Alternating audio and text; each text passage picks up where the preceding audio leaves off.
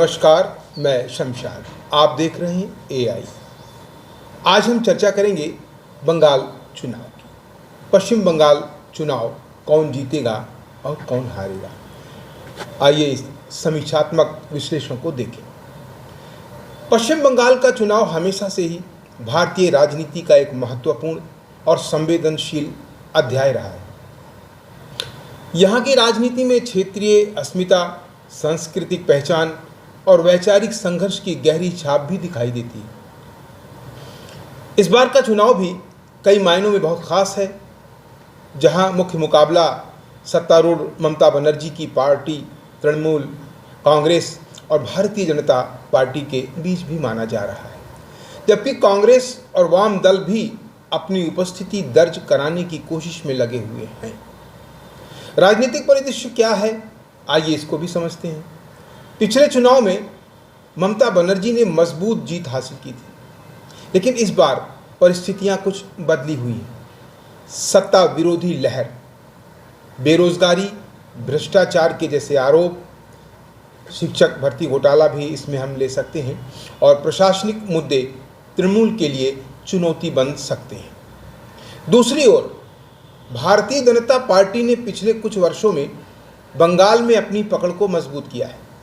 उसने हिंदुत्व, राष्ट्रवाद और जो केंद्रीय योजनाओं के सहारे भारतीय जनता पार्टी ने अपनी ज़मीन बढ़ाने की कोशिश भी की है, और दोनों क्षेत्रों में, चाहे वो ग्रामीण हो चाहे वो शहरी। विकास बनाम पहचान की राजनीति। तृणमूल कांग्रेस बंगाल की अस्मिता और लोकल नेतृत्व को मुद्दा बना रही है, जबकि भारतीय जनता पार्टी विकास और राष्ट्रीय एकता को अपनी प्रमुखता में रख रही है।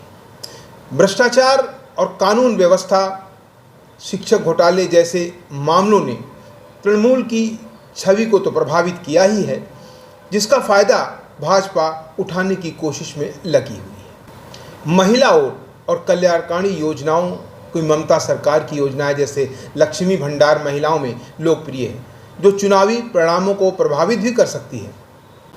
अल्पसंख्यक और ध्रुवीकरण, बंगाल में अल्पसंख्यक वोट निर्णायक भूमिका भी निभाते हैं।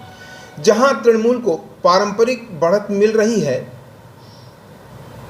संभावित परिणाम और विश्लेषण क्या है, आइए इसको जानते हैं। तृणमूल कांग्रेस की स्थिति क्या है, ये भी देखते हैं। यदि ममता बनर्जी अपनी जमीनी नेटवर्क को बनाए, जिनकी योजनाओं और मजबूत में सफल रहीं, तो उनकी वापसी संभव हो सकती है, लेकिन सीटों में कमी आ सकती है।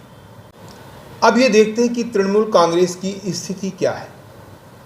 यदि ममता बनर्जी अपनी सामाजिक योजनाओं और मजबूत ज़मीनी नेटवर्क को बनाए रखने में सफल हो जाती हैं, तो वापसी संभव है, लेकिन सीटों में कमी आ सकती है।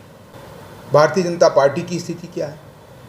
भाजपा इस बार अधिक सीटें जीत सकती है, खासकर उत्तर बंगाल और सीमावर्ती क्षेत्रों में, लेकिन पूर्ण बहुमत पाना अभी भी एक चुनौतीपूर्ण दिखता है। कांग्रेस और वाम दलों की क्या स्थिति है। ये दल कुछ क्षेत्रों में प्रभाव तो डाल सकते हैं, लेकिन सत्ता की दौड़ में फिलहाल ये पीछे नजर आते हैं। हालांकि ये किंग मेकर की भूमिका में भी आ सकते हैं, लेकिन यदि मुकाबला कड़ा हुआ तब।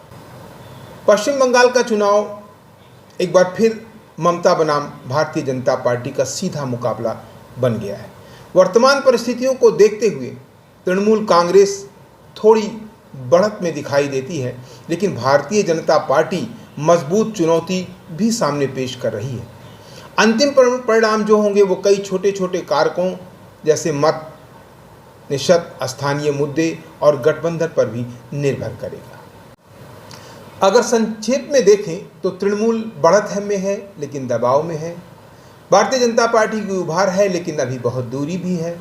कांग्रेस वाम सीमित पर प्रभावी भूमिका में भी नजर आ रहे हैं। ये चुनाव केवल सत्ता परिवर्तन का नहीं है, बल्कि बंगाल की राजनीतिक दिशा तय करने का भी निर्णायक मोड़ साबित हो सकता है।